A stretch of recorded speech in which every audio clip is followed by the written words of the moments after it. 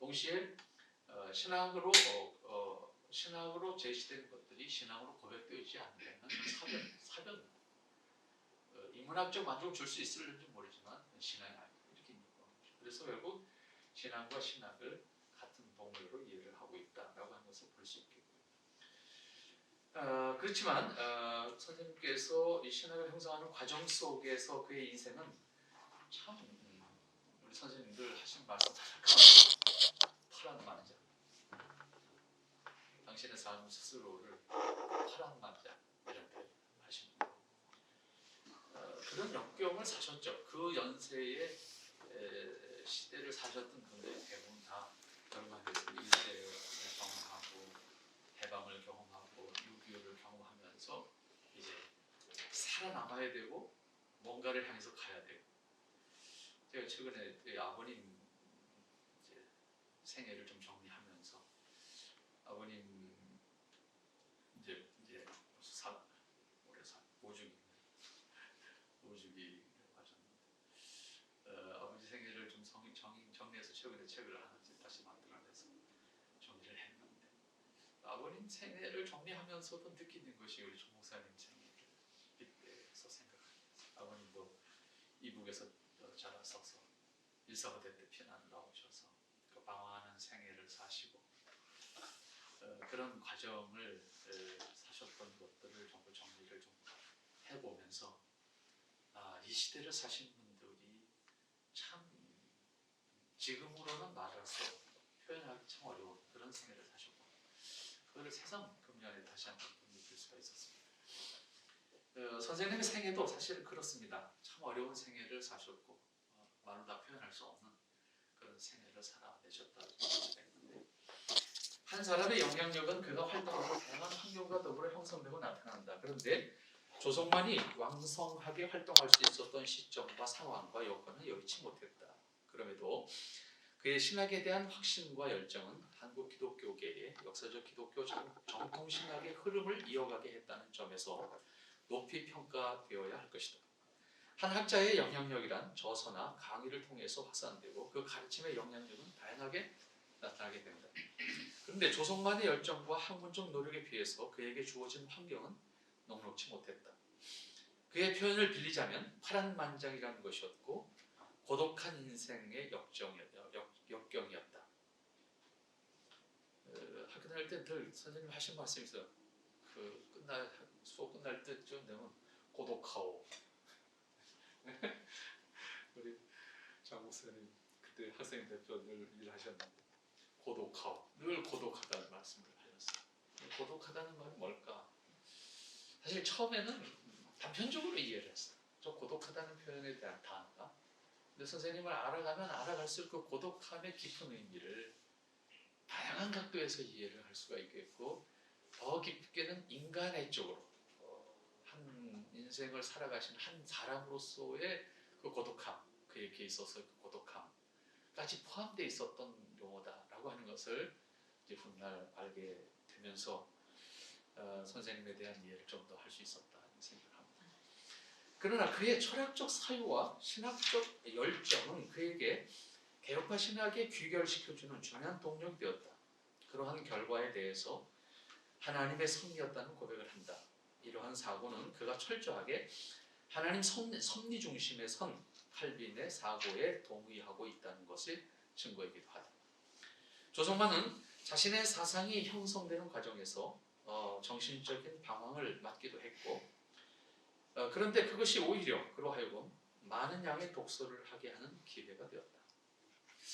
선생님께서 개인적으로 그런 말씀을 사실 여기다 쓸 수가 없기 때문에 안 썼습니다.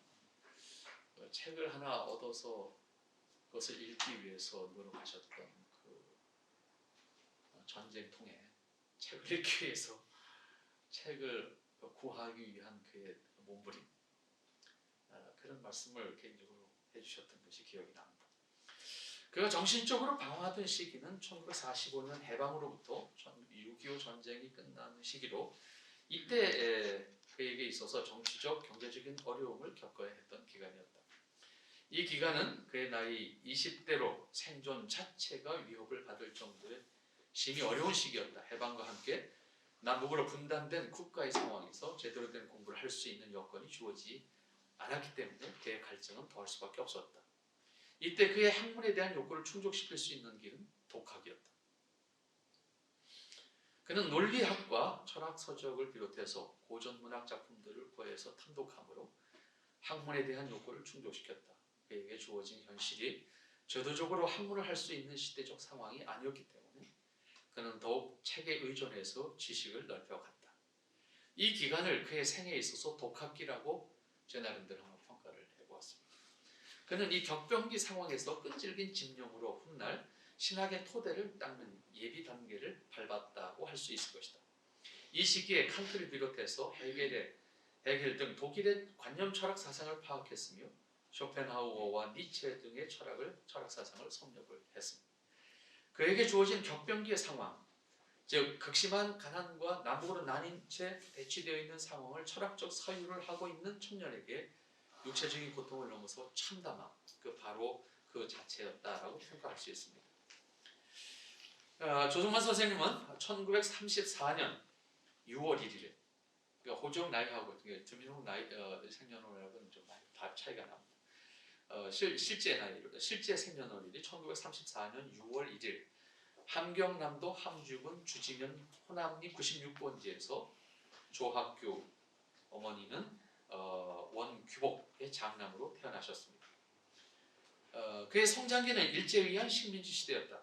또한 해방과 함께 중고등학교 시절을 38도선 이북의 통치하에서 보냈다.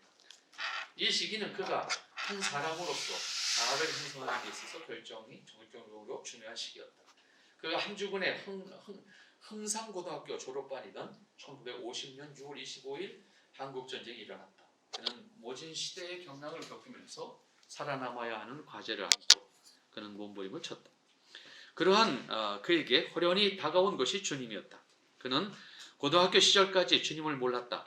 다만 이모님이 독실한 신자로서 그 조씨 집안의 유일한 기독교 신자였다고 합니다.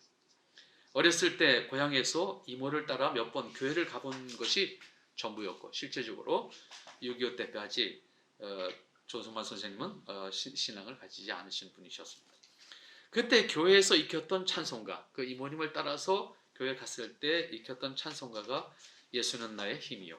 이 찬송가가 그 몇 번의 교회 나갔을 때 익혔던 것이고, 그리고 또 하나는 죄짐 맡은 우리 구주라고 하는 찬송이 그의 뇌리에서 사라지지 않고 끝내 때가 되었을 때 그는 하나님의 부르심에 응답할 수밖에 없게 하는 그런 동기가 되었던 찬송가이었습니다. 6.25 전쟁과 함께 그에게 주어진 삶의 현장은 처참한 것이었습니다. 그 할 수 있었던 것이나 미래를 생각할 겨를이 없었습니다. 지옥과 같은 전쟁을 겪으면서 그가 하나님을 만나고 예수 그리스도를 믿게 되는 것은 그를 인도하시는 하나님의 놀라운 섭리였습니다. 이렇게 해서 생존의 절박한 현실에서도 그에게 다가오신 예수 그리스도로 인해 영혼의 갈급함을 해소할 수 있었지만 삶의 현실을 바라볼 때 생존을 위한 대책이 없어서 두려움과 함께 방어할 수밖에 없었습니다.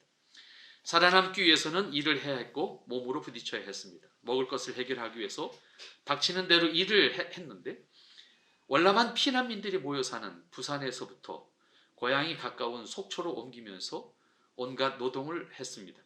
빵집에서 빵 굽는 일을 비롯해서 부두에서 하역하는 하역 잡부로서의 역할도 하면서 연명을 했습니다. 그의 생애 전환점이라고 할 수 있는 기회가 주어졌는데 그것은 당시에 속초에 있을 때 속초에 주둔하고 있었던 미국 군사고문단 본부에서 근무할 수 있게 되는 계기가 바로 조성환 목사님이 크리스찬으로서의 길을 가게 되는 첫 단초가 되었다, 이렇게 볼 수가 있겠습니다. 그곳에서 근무한 지 불과 한 달쯤 되었을 때 그 부대가 속초에서 경기도 가평으로 이동을 하게 됩니다. 그때 부대를 따라서 선생님도 가평으로 올 수밖에 없었고, 그것은 그가 서울로 입성하는 이제 첫 번째 발걸음이 되었고 기독교 신앙에 적극적으로 관심을 가지게 되는 어떤 환경적 변화가 만들어졌습니다. 미군 부대를 따라서 가평에 왔을 때 그는 신학교에서 공부하리라는 것을 꿈에도 생각하지 못했습니다.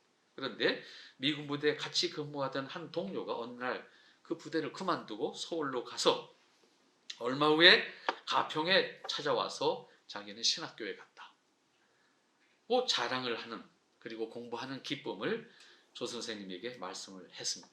그 동료의 이야기를 들은 조성만은 첫째는 호기심이었고, 두 번째는 사실 신학교가 어떤 학교인지도 모르면서 공부를 한다는 그 사실, 그 동료를 따라서 무작정 미군부대 일을 그만두고 서울로 와서 1957년 3월 서울로 올라와서 한양신학교에 입학을 하셔서 공부를 시작하게 됩니다.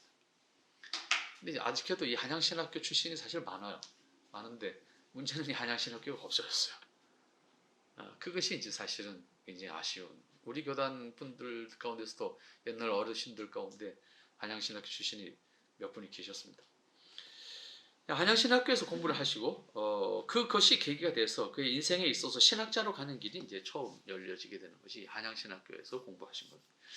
한양신학교는 당시에 신학생들을 무료로 기숙사에서 기거하게 하고 신학 수업을 할 수 있도록 배려했습니다. 이러한 학교 운영이 가능했던 것은 당시 남산 기슭에 위치했던 소복호텔 사장인 양병진 집사라고 하는 사람이 그 모든 물질적인 그 책임을 감당해 줌으로써 감당했던 겁니다.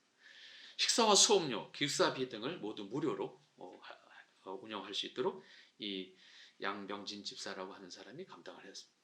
조성만은 매일 수업 시간에 강의를 듣고 방과 후에는 집중해서 열심히 성경을 읽었습니다. 창세기에서 요한계시록까지 성경 읽기에 몰두를 했습니다. 성경 전체의 순서를 대강 파악하게 되었고 감동도 체험을 했습니다.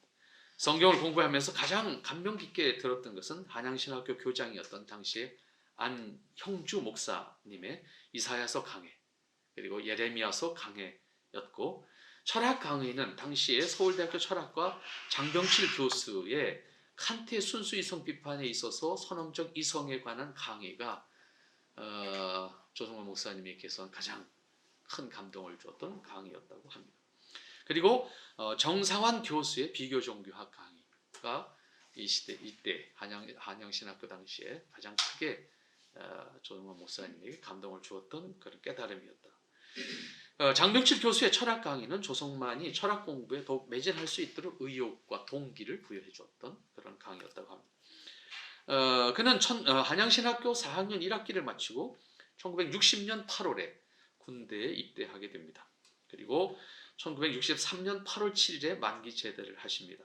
제대를 하시고 바로 한양신학교에 복학을 해서 한 학기를 공부하고 1963년 12월에 졸업을 하십니다. 그리고 당시 한양신학교 교장 안형주 목사가 심호하던 영화교회에서 전도사로 섬기다가 신학교 내에 설립되어 있던 성북교회에서 1965년 1월 8일 우리 이정실 사모님과 결혼을 하십니다. 그리고 이튿날 바로 경기도 평택군 평택읍 울성리에 있는 울성교회 전도사님으로 이제 심호를 하기 위해서 신혼 살림인데 이제 출발을 하셔서 목회를 시작하셨습니다. 그러던 중 한양신학교에 그 서울특별시 시범 고등국민학교인 한양고등국민학교가 설립을 되면서 다시 서울로 올라가셔서 학교의 교감을 맡아서 학생을 가르치면서 성북교회에서 봉사를 하셨습니다. 그는 신학에 대한 갈증을 해소하기 위해서 다시 대한신학교에 편입을 해서 1969년 2월 25일에 졸업을 하십니다. 그래서 편입을 하셔서 다시 대한신학교를 졸업하셨고, 이어서 1971년 9월 가을학기부터 대한신학교에서 논리학을 이제 가르치기 시작하셨습니다. 대한신학교 연구원이 이제 연구원 과정이 만들어지면서 바로 그 연구원 과정에 입학하셔서 1973년 2월 25일에 그 연구원 과정을 마치시게 됩니다. 이때 그는 그의 인생에 있어서 가장 중요한 스승을 만나게 됩니다. 바로 그분이 최순직 목사님입니다. 편입하셔서 공부하는 과정이 바로 최순직 목사님이 1968년부터 대한신학교를 사실상 맡아서 운영을 하시게 되는 상황이 되는데, 그때 바로 이제 최순직 목사님이 그 일을 맡으실 때 이제 조성만 목사님이 편입을 하시게 됐고, 최순직 목사님의 가르침을 받으면서 동시에 최순직 목사님은 조 목사님의 이미 준비된 탁월한 그 부분을 알게 되셨죠. 그러니까 편입해서 졸업함과 동시에 바로 이제 논리학 강의를 시작하실 수 있도록 이제 배려를 하시게 되는 것은 이제 최순희 목사님의 역할이었습니다. 이 최순희 목사님은 뭐 아시는 것처럼 김치선 목사님의 둘째 사위입니다. 김치선 목사는 한국 교계가 잘 알려진 분이고 한국의 예레미야, 눈물의 선지자, 혹은 뭐 3천만 민족의 10분의 1을 하나님께로 2만 8천 동네의 우물을 팔아 뭐 이런 어떤 우리 대신 교단의 사람들의 머릿속에 들어있는 어떤 그 경구와 같은 단어들이 있죠. 늘 신학교 강단에서 각종 집회에서 이렇게 외치셨던 분이고 한국 신학계의 뭐 신학 박사 1호로 보통 알려져 있는 분입니다. 그가 1968년 2월에 별세한 후에 최순직은 한때 사실상 교장 역할을 감당을 하면서 대한신학교를 지키게 됩니다. 그런데 최순직은 바로 일본 고베 개혁파 신학교에서 유학을 한 후에 돌아와서 개혁파 신학의 전통을 따라서 신학을 강의하면서 노심초사하던 중에 조성만 목사님을 제자로 이제 맞을 수 있게 된 것이죠. 조성만의 학문적 소질을 발견한 최순직은 그가 연구원을 졸업하자 바로 자신이 공부했던 일본의 고베 개혁파 신학교로 이제 유학을 주선을 해서 가게 하시죠. 그래서 식민지 시대에 익혔던 일본어를 잊지 않고 꾸준히 독서를 하면서 일본어 실력을 다져온 조성만 목사님은 일본에 유학이 어렵지 않았습니다. 조성만의 일본 유학은 그가 한국 교회의 역사적 개혁파 신학 계보를 잇게 하는 결정적인 계기가 되었습니다. 고베 개혁파 신학교에서 공부하는 동안 그는 기숙사에서 오직 책과 씨름을 한 사람으로 알려질 만큼 연구에 몰두를 했고 수업 시간에 교수를 놀라게 하는 일이 종종 있었다는 이야기도 전해집니다. 그는 교수가 읽으라고 권장한 책들을 다 읽고 수업 시간에 임했기 때문에 간혹 일본 학생들은 수업 시간이 끝난 다음에도 또는 시험이 있을 때 오히려 조성만 목사님에게 묻거나 가르침을 받기를 원했다고 합니다. 그러나 그의 일본 유학은 길지 못했습니다. 그것은 대한신학교 내의 어려운 사정 때문이었는데 당시 대한신학교 교장은 설립자 김치선의 아들 김세창이었습니다. 그는 매부인 최순직이 신학교에 있는 것에 대해서 매우 못마땅하게 여겼고 결국 김세창은 최순직을 미국으로 보내서 다시 돌아오지 못하도록 하는 조치를 취하게 됩니다. 갑자기 출국을 해야 되는 그런 입장에서 최순직은 신학교에 정통신학을 지킬 만한 교수가 없음을 통탄을 하게 되죠. 그래서 원치 않는 미국행 비행기에 몸을 실어 했던 최순직은 대한신학교의 미래가 몹시 걱정스러웠습니다. 그래서 최순직은 미국으로 가는 길에 일본에 들릅니다. 일본에 들러서 공부하고 있던 조성만 목사님을 찾아갑니다. 신학교에 사람이 없으니 빨리 귀국해서 신학교를 지켜라. 그것이 이제 최순희 목사님이 조성만 목사님에게 하신 마지막 말씀이었죠. 그래서 결국은 최순직의 말을 들은 조성만은 아쉽지만 지체할 수 없었기 때문에 유학 생활을 접고 급거 귀국을 하게 됩니다. 그것이 1975년 8월 하순입니다. 그래서 귀국하자마자 신학교의 학사를 점검하고 본격적으로 실무에 들어갔습니다. 이때부터 신학교의 교무 행정을 전담하면서 틈틈이 강의를 하게 됩니다. 이것이 훗날 대신교단의 신학적 기반을 다져갈 수 있게 하는 계기가 됩니다. 이때는 이미 그의 스승인 최순직에 의해서 역사적 정통 칼빈주의 신학 사상에 입각한 교단의 신학적 정체성이 이미 제시되어 있는 상태였습니다. 조성만은 여전히 신학에 대한 갈증이 있었습니다. 조금 더 충분하게 준비된 사람이기를 원했습니다. 주야간 신학교에 그 교무 행정을 전담하면서 열정을 다해서 당하는 그의 모습을 지켜보던 당시 교장설이인 이유한 목사님, 김치선 목사님의 첫 번째 사위죠. 그가 신학교 교수 요원의 적임자임을 알아보고 이유한 목사님이 미국 유학을 주선을 하게 됩니다. 이렇게 해서 조성만 목사님은 장학금을 조건으로 해서 미국의 서던 캘리포니아 바이블 칼리지라고 하는 곳인데 과거에 린다비스타라고 보통 표현했던 것이 나중에 이름이 바뀌어진 것이 서던 캘리포니아 바이블 칼리지입니다. 이곳에 가셔서 철저한 칼빈주의자이며 동시에 총장이었던 오토 리스 박사의 조지신학 강의를 듣게 됩니다. 그는 거의 매일 오전 강의에 출석해서 강의를 듣고 오후에는 교수가 준비한 과제를 다 끝내고 새벽 3시까지 조지신학 연구에 열정을 하면서 논문을 썼습니다. 그래서 결국은 1980년 5월 12일에 그 졸업을 하시게 되죠. 그의 학문적 열정과 노력은 타의 추종을 불허했습니다.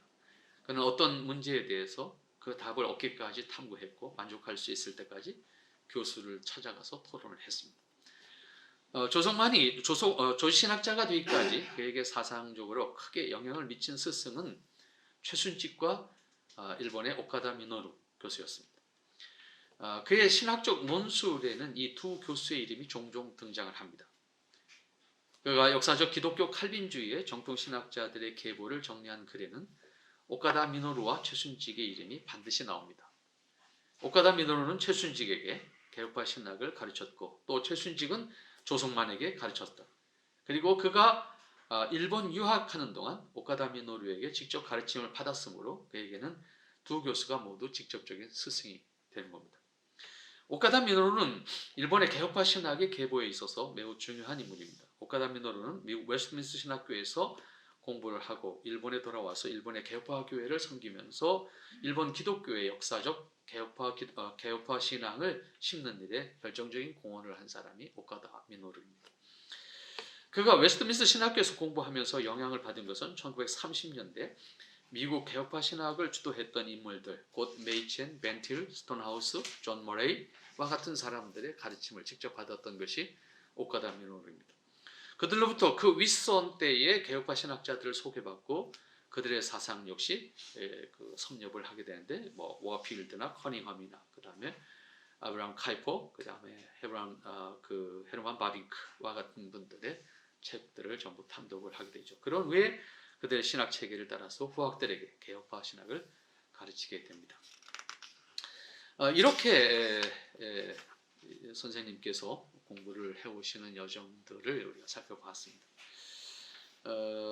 조 박사님의 그 신학교 사역에 대해서 조금 더 소개를 하도록 하겠습니다. 조성만의 신학교 사역은 특별했다. 시대적 상황과 신학교의 현실이 특별했기 때문이다. 조성만의 학문적인 자질을 발견한 최순직은 아까 말씀드렸던 것처럼 겨우 학부를 졸업한 그에게 1971년 가을 학기부터 대한신학교 학부에서 논리학을 가르치게 했습니다. 그러니까 어떻게 보면 어떠한 환경 속에서든지 누구를 만나냐라고 하는 것도 결정적으로 중요하다. 그런 의미에서 우리는 조성만 목사님을 만났다라고 하는 것이 어떠한 의미에서든지 우리의 어떤 생각이나 또 우리의 사역이나 모든 점에서 영향을 미치고 있는 것이다 볼 수 있겠죠. 그리고 연구원을 졸업하던 1973년 5월 10일 그의 스승인 최순직이 담임하고 있던 재영교회 청병으로 당시 경춘노예에서 안수를 받았습니다.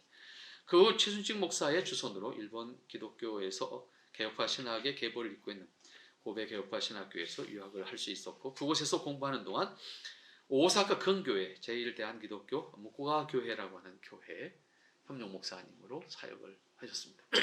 이 무코가 교회는 저하고도 아주 가까운 관계에 있고 마침 그때 조성만 목사님이 그곳에서 협력 목사님으로 계실 때에 계셨던 장로님들이 아직 생존해 계신 분들이 있습니다.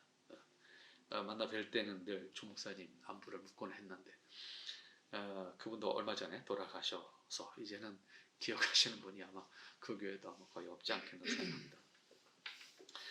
그는 대한신학교 내부 사정 때문에 1975년 유학생활을 완성하지 못하고 사실은 귀국을 한 후에 1978년 8월까지 전임 강사로서 구약개론, 신약개론, 기독교 철학, 현대신학 등을 강의했습니다.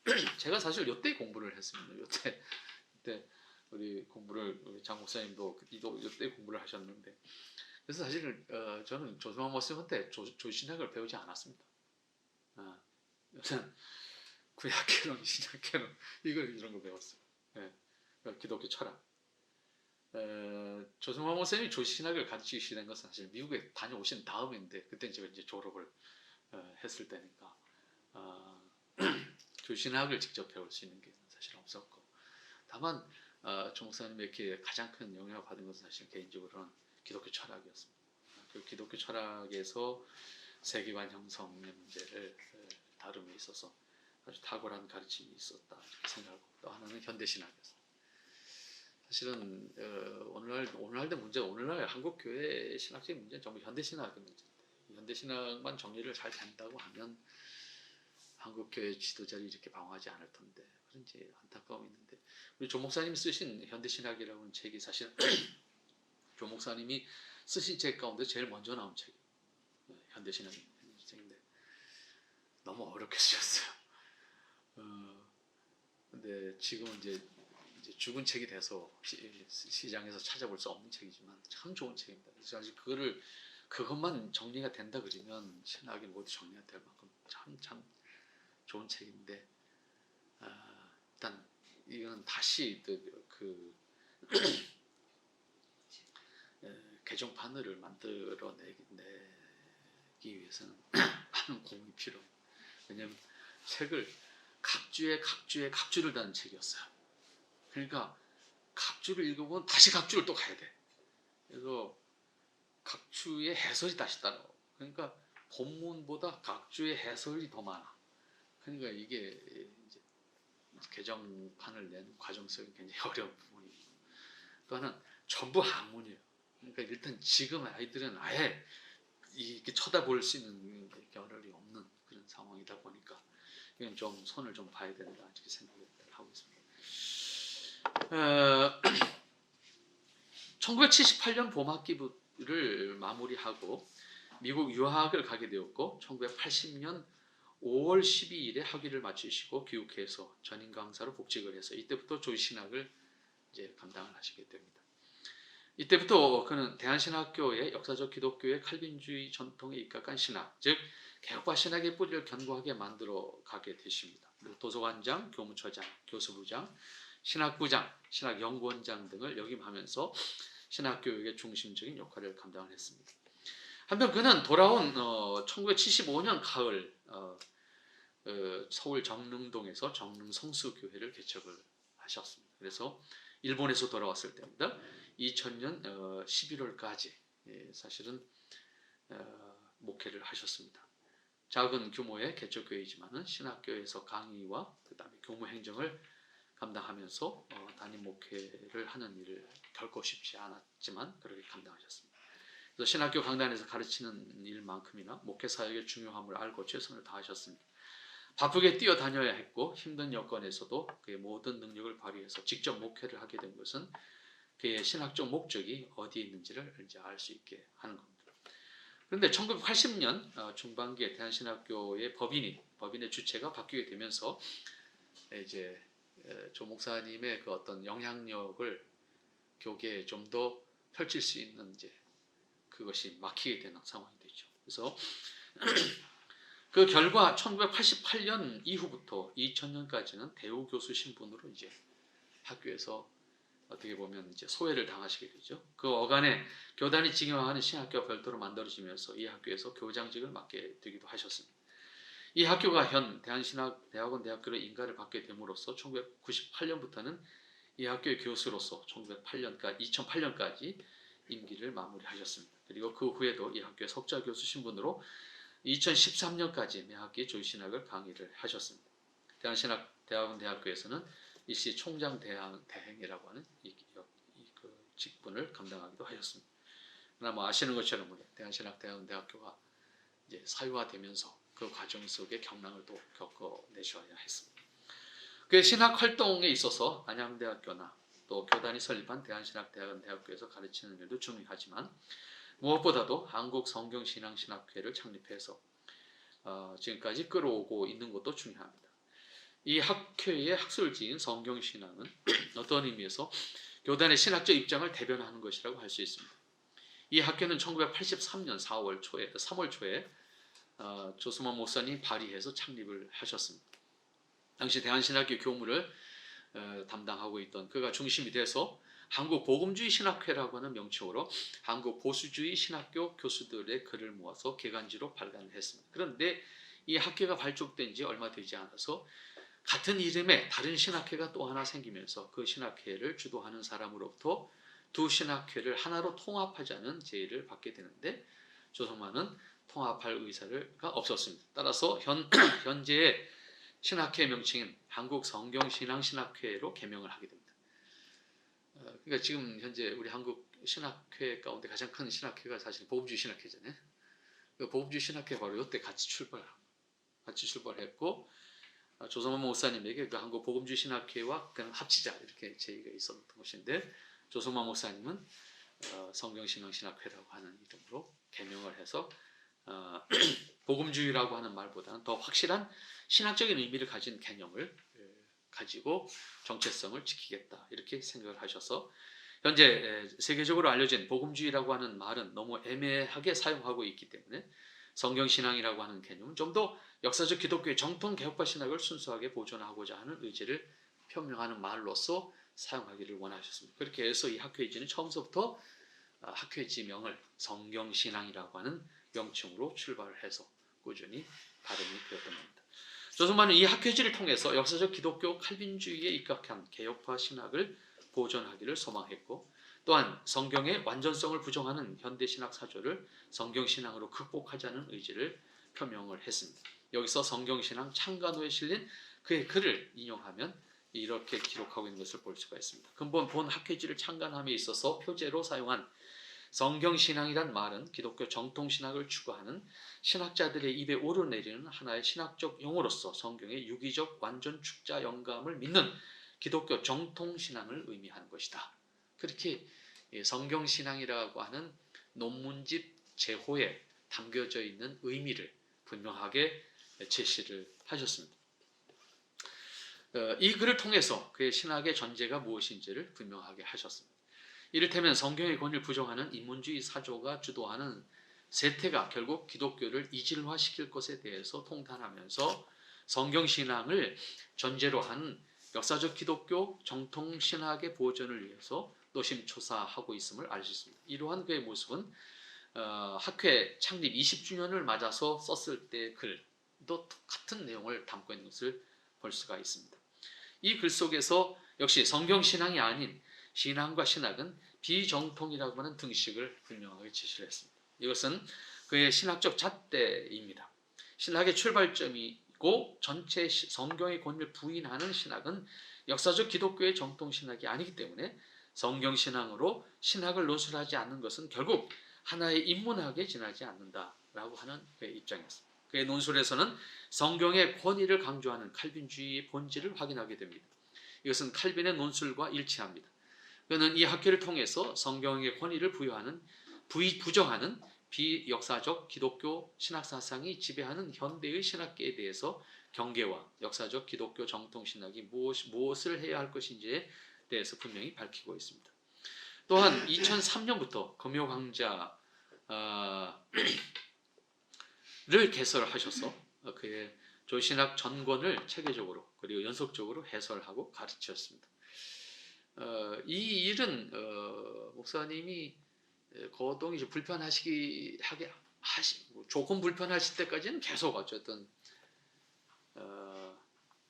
강의를 하셨고 좀 쉬었다 하자. 그러니까 마지막이 그것이 이제 여름 맞이하게 되는 늦게 드시기 바로 전에 마지막이었는데 좀 쉬었다 하자. 그게 이제 그 쉰 것이 이제 영원히 쉬시게 되시고 나왔어요. 그 전까지는 이 금요 강좌는 쉬지 않고 하셨어요. 그러니까 참 긴 시간, 15년 가까운 시간을 이 금요 강좌에 조신학 3권을 가지고 끊임없이 강의를 하셨던 것은 몸져 누우시기 전까지 계속 하셨다라고 하는 것은 그분의 그 어떤 가르침에 대한 의지가 보여지는 부분이라고 생각합니다. 당면한 신학적인 문제들에 대한 해설과 함께 성경신학의 이끌에서 논술을 하면서 역사적 기독교의 개혁과 신학을 보존하려고 고군분투하셨습니다. 최근까지도 결국은 건강 상태가 안 좋아지시는 그런 과정에서 불구하고 이렇게 감당하셨던 것을 우리가 볼 수가 있습니다. 네, 그리고 그냥 몇 마디로 마무리를 하도록 하겠습니다. 그리고 그 이후에는 목사님의 주요 책들을 좀 소개하는 글들을 정리를 했는데 생을 말한다. 이 생을 말한다라고 하는 글 속에 담겨져 있는 사유가 굉장히 깊죠. 함축된 짧은 용어들 속에 그분의 그 깨우침이 담겨져 있는 가르침. 어떻게 보면 유교의 그 한문에 담겨 뜻글자에 담겨져 있는 그 의미를 묵상하게 하는 그런 것이 이제 삶을 말한다라고 하는. 그리고 그다음에 현대신학. 아까 말씀드렸던 것처럼 사실 제일 먼저 내신 책이 이제 현대신학이라는 책인데, 이 현대신학은 참 귀한 책입니다. 그런데 이것이 이제 사장이 돼서 안타깝고, 그리고 현재 한국 신학교들 안에서 이 현대신학을 강의하는 그런 학교가 이제 없는 것 같아요. 아주 전공하시는 분들이 전문적으로 들어가서 하시는 경우 외에는 학부나 그다음에 MDB 과정에서 현대신학을 강의하지 않는 상황이라 더더군다나 좀 멀어진 책이 됐습니다. 그 다음에 이제 기독교 신학 소설, 이게 소위 서론인데, 조신학 서론. 그 다음에 상하권이 이제 가장 주조가 되죠. 그 다음에 논문, 그 미국에서 논문으로 쓰셨던 것이 신학적 역사관적 논고, 말 그대로 이제 논문인데, 이 글은 기독교 세계관을 정리하는 데 있어서는 아주 중요한 글입니다.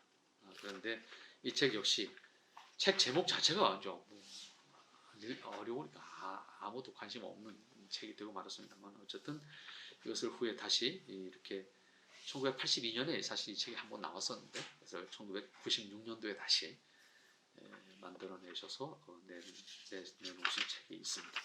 가장 중요한 책들만 몇 가지 소개를 했습니다. 정리하겠습니다. 조소만 교수의 신학을 간략하게 정리한다면, 첫째, 그의 신학은 역사적 기독교 칼빈주의 신학이다. 즉 역사적 기독교 정통 신학이다. 그는 역사적 기독교 개혁파 신학을 정통 신학으로 규정을 하고, 미국의 칼빈주의 신학자인 메이첸이 서술한 기독교와 자유주의에서 밝히고 있는 것과 같이 자유주의 신학을 비역사적 비정통 신학으로 규정을 합니다. 둘째, 그는 개혁파 신학의 큰 본을 성경 신학으로 전제합니다. 그러므로 성경 신앙이란 말은 칼빈주의 신학, 그 다음에 역사적 기독교 개혁파 신학의 대명사로 봅니다. 그의 신학은 성경에 살아계신 하나님의 완전한 계시 진리임을 믿음으로써 출발합니다. 그의 성경 신학과 신학적 탐구와 전제는 독자적인 것이 결코 아니고 역대의 개혁파 신학자들의 역사적 정통에 입각합니다. 그는 웨스트민스터 신앙고백서가 칼빈의 기독교 강요와 역사적 기독교 개혁파 신학의 정통 계보와 일치하는 것으로 해석을 합니다. 이러한 원칙에 입각해서 기독교 진리, 즉 기독교 교리를 규명하고자 하는 것이 목사님의 평생의 작업이었습니다. 다시 말해서 역사적 기독교의 정통적 계보에 속한 신학자들은 언제나 성경을 믿고 성경에서 출발해서 역사적 객관적 공동신앙 고백서의 입장을 준수해서 신학을 논술하고 다시 성경으로 돌아가서 신학을 확인하는 것이 역사적 개혁파 정통신학자의 입장이어야 된다라고 하는 것이 목사님의 입장이었습니다. 셋째, 그의 신학은 철저하게 역사적 기독교의 전통을 계승하는 계보신학이다. 그는 역사적 기독교 정통신학으로서의 개혁파 신학의 전제는 성경신학임을 강조하면서 자신의 신학은 결코 독자적이거나 새로운 것이 아니라 사도들의 전승신앙과 역사적 기독교회의 신학 계보에 입각하고 있음을 천명을 합니다. 따라서 그는 자신의 신학적 위치를 말함에 있어서 역사적 기독교의 전통 안에서 확인하려고 하고 있습니다. 즉 역사적 기독교의 계보, 정통신학의 계보를 통해서 확인하려고 합니다. 이러한 표현을 쓰면서 자신의 신학이 정통신학과 일맥상통하는 것으로 역사적 정통신학으로서 칼빈주의 정통신학자들의 신학 노선과 정통개혁파 신조의 신앙고백서로 이어지는 계보신학의 체계를 확립을 했다고 자부하고 계십니다.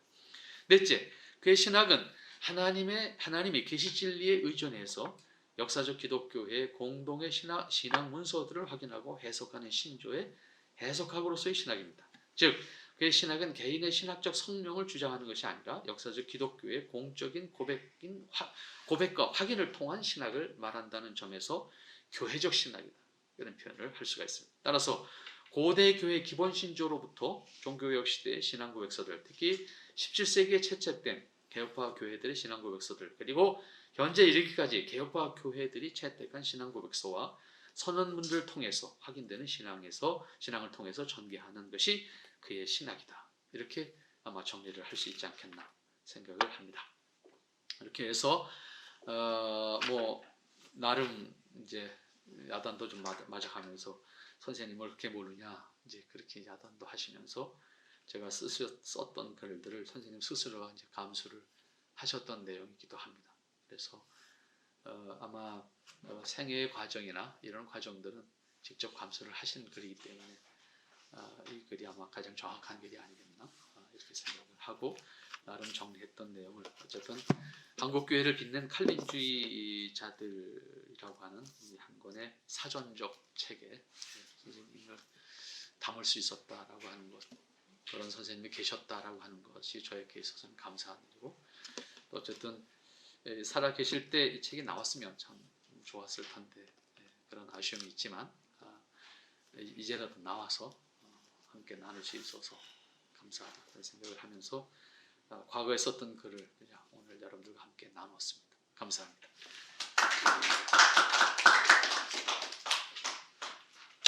예, 아주 너무 수고하셨는데 다시 한번 큰 박수.